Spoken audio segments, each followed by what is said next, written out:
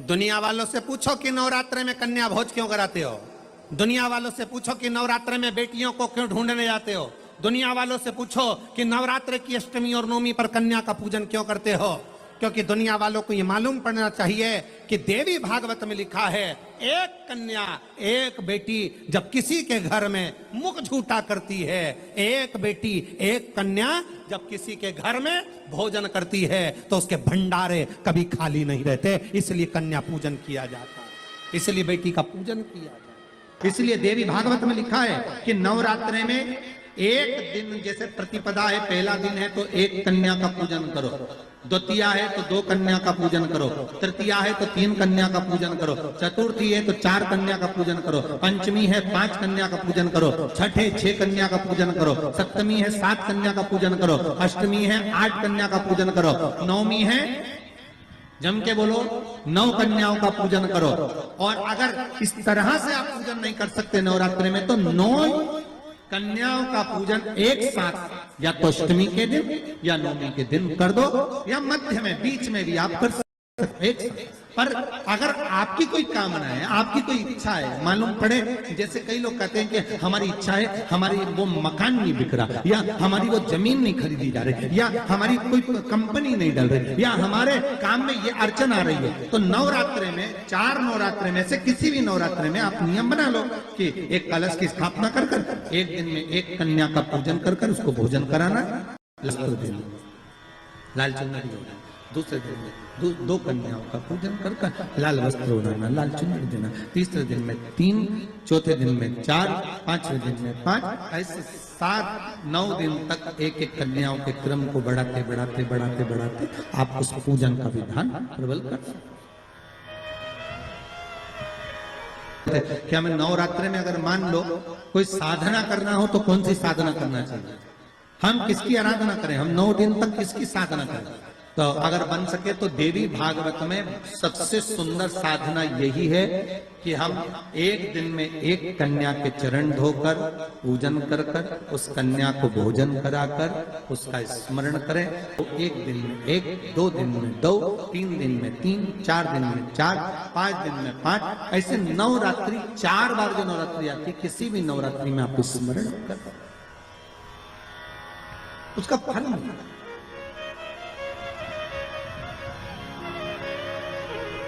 उसका फल होगा। शास्त्र कहता है एक बेटी जब घर में, रसोई घर में एक बेटी जब अपने घर के अंदर बैठकर भोजन करती है तो कहते हैं 1000 अश्वमेध यज्ञ का फल उसे प्रतिदिन प्राप्त होता रहता है, प्रतिदिन। लक्ष्मी जी ना जननी जगदम्बा से प्रार्थना करा करो कि तू मेरे घर में एक बार जरूर आना। माँ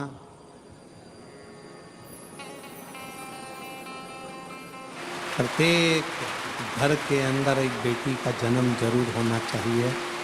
माँ और बाप को पूरा जन्म नहीं लेना पड़ेगा, वो भगवान शंकर के धाम में खूब आनंद के साथ कैलाश पर बैकुंठ में स्वर्ग के सिंहासन पर बैठेगा। स्वर्ग से 11 आम के जो पत्ते जिस डाली में लगे होते हैं वो डाली कोमल सी डाली, 11 टुकड़े महाराज, एक टुकड़े महाराज, एक कच्चे सूत से लपेटकर 11 बार उसका भाग, जब उसको लपेट लोगे इस तरह से इकट्ठा करके, आगे का जो भाग है 11 बार कच्चा सूत लपेटने के बाद जो भाग पीछे का आगे का कोई भी हो उसको शहद में डुबाकर शिव जी को समर्पित कर दो। किस जगह पर रखना है? अशोक सुंदरी वाली जगह। अशोक सुंदरी की जगह जानते हो आप लोग, पहले भी आपको बताया है, आज फिर आपको वर्णन कर दें। जैसे ये गोल जलाधारी है, ये शिवलिंग रखा है, ये 2 जहां से पानी बह रहा है बाबा के चरणारविंद, राइट में श्री गणेश जी का स्थान, लेफ्ट में कार्तिकेय का स्थान, बीच में अशोक सुंदरी की जगह। शंकर भगवान की 6 लड़कियां हैं, भगवान शंकर के 13 बच्चे, 13 बच्चों, शंकर भगवान की जलाधारी में पार्वती जी का हस्तकमल, ऊपर से जो एक एक बूंद पानी गिरता है, ये शंकर भगवान की 5 लड़कियों का स्थान है। जया, विषहरा, सामरी बारी, दौतली और देव। शंकर भगवान की 5 लड़कियां भगवान शंकर के मस्तक पे जल की धार गिरा रही हैं। बीच में जो अशोक सुंदरी का स्थान है महाराज, उस जगह पर शहद का मुख, जो शहद आपने भिंगोया है, उस शहद का मुख शंकर जी की ओर कर कर इसी चैत्र के महीने में, इन्हीं नवरात्रि में शंकर भगवान के उस अशोक सुंदरी की जगह पर शहद का भाग शिव जी की ओर रख दें। महाराज, अगर घर में संपदा की कमी हो या कोई पैसा खा गया हो, रुपया नहीं दे रहा हो, पैसा अटक गया हो, तो उस शहद को शिव जी की ओर मुख कर कर उस आम के पल्लव की जो डंडी है उसको 11 डंडी को वहां रख दीजिए और उससे अपनी कामना कर कर आ जाइए।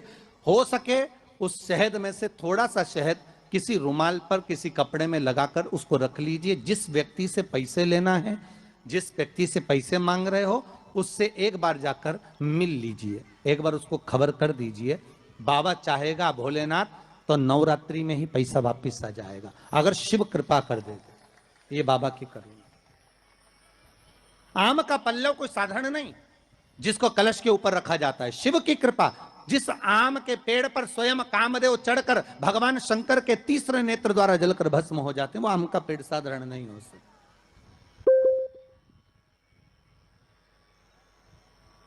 सहज नहीं है। और वैसे भी शिव शिव है। घर में ज्यादा रोग हो, बीमारी हो, ज्यादा तकलीफें आ रही हो, कष्ट बढ़ रहा हो, बीमारियां बढ़ रही हो, या भय लग रहा हो, डर लग रहा हो, हृदय चित्त में कहीं ना कहीं आपको भय का भान हो रहा हो, तो 1 लोटा पानी एक कलश में जल भर कर रख लीजिए और रात भर उसको रखे रहने दो। नवरात्र चल रहा है, उस कलश को रात भर रखकर सुबह सुबह उस कलश में एक बेलपत्र डालकर उस जल को नीम के पेड़ के नीचे, जहां चैत्री नवरात्रि में नीम के पेड़ के नीचे आद्य शक्तियां, सारी देवी उस नीम के पेड़ के नीचे विराजमान रहती हैं। उस कलश में एक बेलपत्र डालकर रात भर रखकर उस जल को पूरे घर में घुमाकर उस नीम के पेड़ के नीचे समर्पित कर दीजिए। महाराज, घर में भय लगना बंद हो जाएगा, कोई बड़ी बीमारी आपको घेरेगी नहीं और उस बीमारी से, उस रोग से आप मुक्त रहेंगे। उस बीमारी से, उस रोग से आप मुक्त पाएंगे। वो बीमारी आपको घेर नहीं। विश्वनाथ को कुछ नहीं चाहिए, मेरे शंकर को चाहिए क्या? अगर आपके जीवन में ऐसा लगे कि बहुत बड़ी बीमारी आ गई और आपके घर का व्यक्ति वेंटिलेटर पर पड़ा हुआ है, तो शमी के वृक्ष के फूल ले आओ 7, और शमी के वृक्ष के 7 फूल लाकर एक एक फूल शंकर भगवान को श्री शिवाय नमस्तुभ्यम कहकर उस व्यक्ति के लिए जो पड़ा हुआ है, अंतिम सांसें गिन रहा है, जिसको अटैक आ गया, अंतिम सांसों में जो गिन रहा है, उसके नाम से भगवान शंकर पर चढ़ाना प्रारंभ कर दो। मात्र 7 पुष्प, उस शमी के वृक्ष के 7 पुष्प आप शिव को समर्पित करिए, उसका नाम और गोत्र बोलकर, और भगवान शंकर का मूल मंत्र श्री शिवाय, जम के बोलिए श्री शिवाय नमस्तुभ्यम बोलकर एक एक शमी का फूल शंकर पर चढ़ाना प्रारंभ कर दो। फिर आगे वो विश्वनाथ की मर्जी है, वो प्राण कैसे लेकर वापिस आता है, उस काल से छुड़ाकर महाकाल कैसे लाता है, ये वो जाने। आपका फर्ज केवल आप अदा करिए। जब अंत में डॉक्टर भी हार जाते हैं, जब अंत में डॉक्टर भी कह देते हैं कि अब हमारे बस का नहीं है, अब तो उस परमात्मा के हाथ में, मतलब डॉक्टर को भी मालूम है कि एक और डॉक्टर बैठा हुआ, एक डॉक्टर और है, वो बस वो थोड़ा सा दूर तो रहता है पर करीब भी बहुत है। कई लोग कहते हैं गुरुजी वो कैलाश पर रहता है बहुत, तो उनको बुलाएंगे तो आएंगे। हमने कहा कैलाश पर तो रहता ही नहीं है, जहाँ भक्त है वहाँ भगवान, वो दूर तो रहता ही नहीं। आप तो बस केवल उसको बुलाने का प्रयास करिए, आप दिल से बस उसको हाजिर, वो दिल से बुलाओ तो उसको।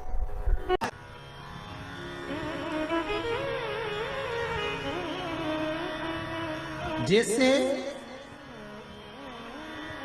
बेलपत्री का किया गया दान छिन्न नहीं माना गया। किस चीज का दान? जम के बोलिए जरा। बेलपत्र। बेलपत्री का किया गया दान छिन्न दान नहीं है, समाप्ति नहीं होती। बेलपत्री अगर आपने कोई आपसे कहा जी जी तुम्हारे यहाँ बेलपत्री लगी है जरा 8-10 दे दोगी क्या? बिल्कुल। और उससे कहो बेलपत्र तू मत तोड़, हम तोड़ कर देते, और अपने हाथ से बेलपत्र निकालकर उसको दो दान। ये छिन्न दान नहीं है, ये समाप्त नहीं होता। ये बेलपत्र का दान अविरल दान बढ़ता है।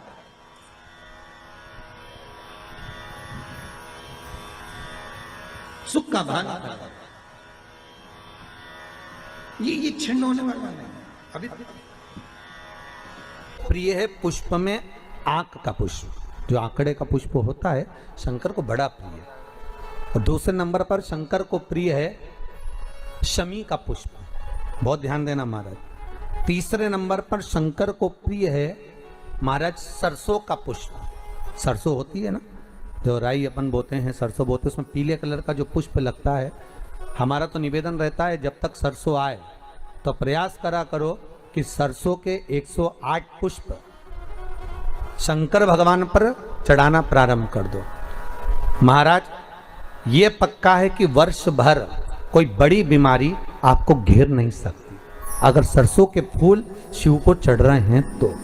और प्रयास करना कि सरसों का जो पुष्प होता है, सरसों का जो फूल होता है महाराज, अगर कोई व्यक्ति को किडनी या लीवर से जुड़ी हुई कोई तकलीफ होती है या किसी व्यक्ति का एक्सीडेंट हो गया होता है और उसका कोई अंग रह गया हो, कोई शरीर का कोई भाग रह गया और वो काम नहीं कर रहा हो, जैसे किसी के पांव रह जाते हैं एक्सीडेंट के बाद, किसी का हाथ रह जाता है, या कोई अंग काम नहीं कर रहा हो, वहाँ ब्लड पहुँच नहीं रहा हो, वो जगह एकदम सुन्न हो गई हो, खाली पड़ गई हो, तो उसके लिए शिव महापुराण की कथा कहती है कि सरसों के पुष्प 11 शंकर जी के राइट भाग में, जहाँ शिव जी के गण दरवाजे के द्वारपाल मणिभद्र जिस जगह पर निवास करते हैं, कौन निवास करते हैं? मणिभद्र। शंकर जी के दरवाजे के द्वारपाल हैं मणिभद्र जी। तो मणिभद्र दरवाजे के द्वारपाल में राइट भाग में मणिभद्र जी विराजते हैं। मतलब राइट भाग कौन सा हुआ? जब आप मंदिर से बाहर निकलेंगे तो राइट भाग, मंदिर में प्रवेश करेंगे जब राइट नहीं होना चाहिए, आप मंदिर से जब जाएं तो राइट भाग।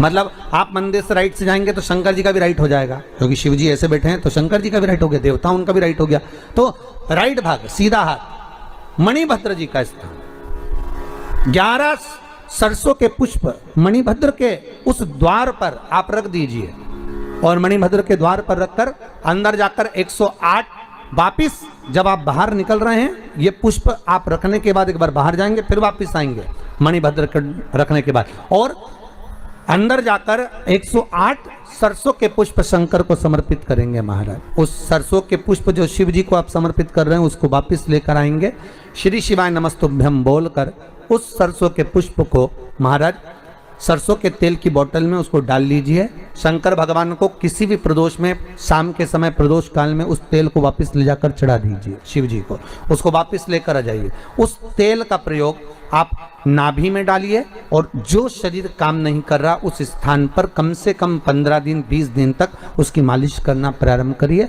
बाबा चाहेगा तो चलाने का प्रयास कर देगा और वो अंग, वो शरीर काम करने लगेगा।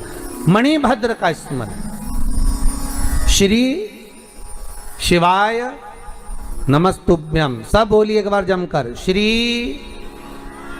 अरे पहले बोल दिया, हमारे साथ तो बोलो, श्री शिवाय नमस्तुभ्यम। भगवान शिव के मंत्र का स्मरण कर कर करते सरसों का जो पुष्प है उसमें आनंद की अनुभूति है, आनंद के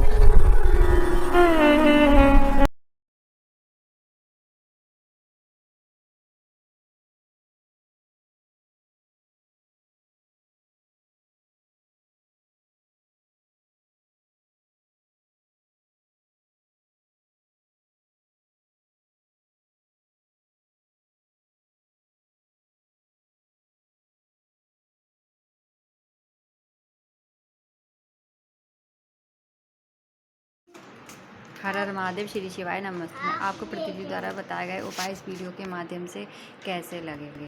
वीडियो पसंद आए तो कमेंट में हर हर महादेव जरूर लिखें। अथवा इसी तरह ज्ञानवर्धक वीडियो देखने के लिए हमारे चैनल प्रदीप सनातनी ऑफिशियल को सब्सक्राइब करें। श्री शिवाय नमस्तुभ्यं। हर हर महादेव।